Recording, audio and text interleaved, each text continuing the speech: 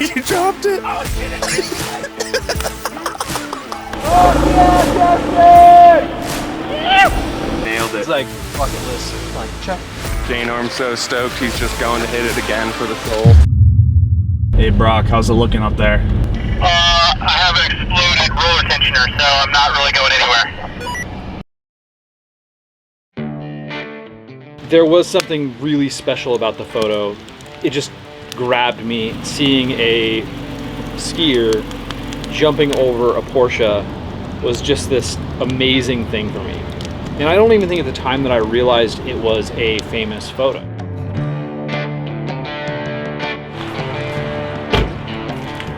We all knew that this was going to be one of those things that was last minute because all the conditions had to be right. This gap is huge. It's like 50 feet in the air, 35 to 40 feet from the lip of the jump to the landing. Like there's so many things that had to be perfect. I was basically just waiting for the call from Colby to say, we're doing this in 48 hours. It's got to be a now or never. So I got the phone call. I immediately reached out to you and I said, David, are you down for driving up to this place in the North Cascades to shoot this shot? Of course I was down.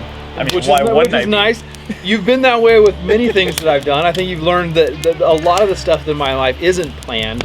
So yeah, it was the phone call. It was, we're getting a bunch of snow. Like it's late in the season, so we're like praying for snow already. And we really got what we wished for.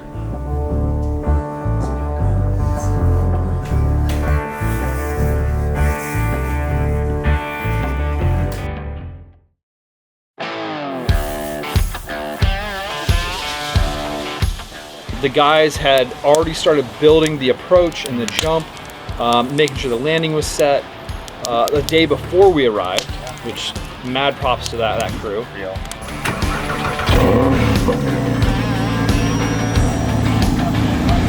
Ready to off-road this in the snow? Ready to off-road the snow. Because you look like you got a lot of clearance right there.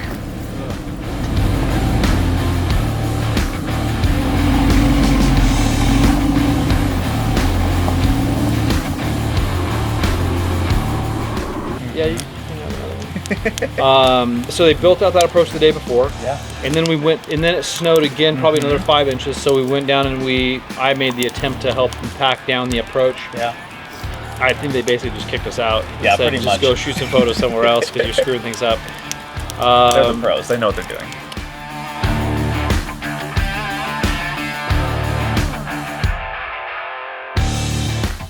And then it was like, we kind of lined up the shot. Yeah. You set up a camera for video. You were running drone on one side. I'm just the guy driving the car. And we got the phone call like, okay, let's get the car in position.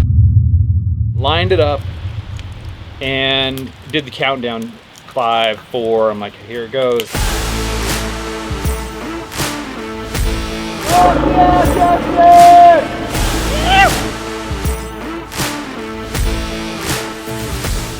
And then the radio comes on and Colby's like, we got it.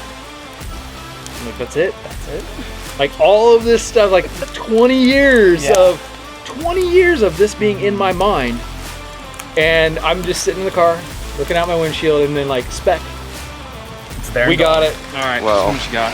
So my homie Justin just jumped over from like that dead tree up there, kind of where the bamboo sticks are. I don't know if you can see that. Oh yeah. Over on the other side. And he took a photo of it. I was just gonna say cut to photo. cut to photo.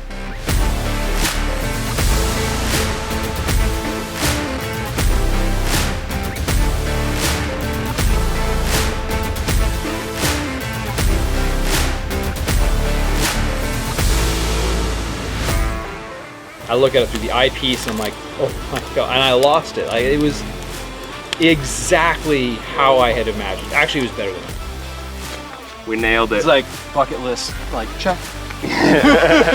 Chuck. Jane Orm's so stoked, he's just going to hit it again for the soul. Hell yeah.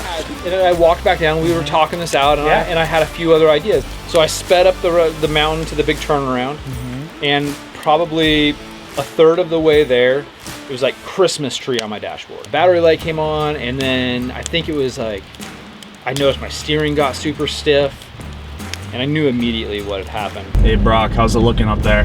I have an exploded roller tensioner, so I'm not really going anywhere. Pulled off my air intake and all the goodies there, and I immediately saw a problem, and the idler pulley had exploded. Like this forged, molded piece of plastic pulley had just disintegrated in the engine compartment. Oh no, what happened? What left of my roller tensioner? Roller tensioner? Yeah, belt. Basically for the belt, the drive belt. Already disassembled the back. Oh wow, you really put in some work while we were gone. Yeah, I don't mess around. So yeah, you can see this right here. It's supposed to look like this right here. So it totally exploded and went somewhere. Oh my gosh. One was jammed underneath the one of the other pulleys, and it was just a disaster. And I knew immediately, I'm like, this is not fixable. Yeah. Thank God Colby got the first frame, because that's really all we needed.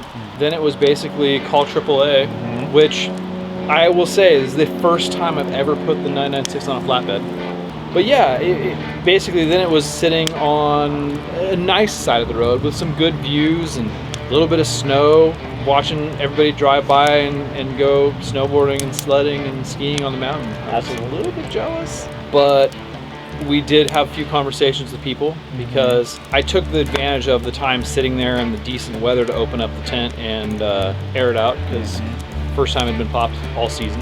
So we just kind of hung out and chilled on the side of the road, waiting for a flatbed to come and haul the car down to Porsche Bellingham.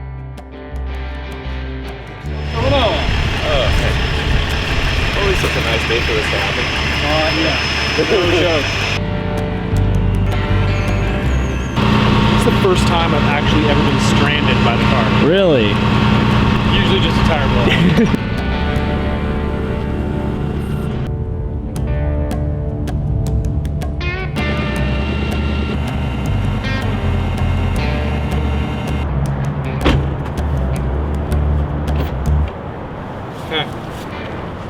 Goodbye. I'll see you in the morning. I stayed the night in a hotel, fixed it the next day, got on the road. That was pretty much it.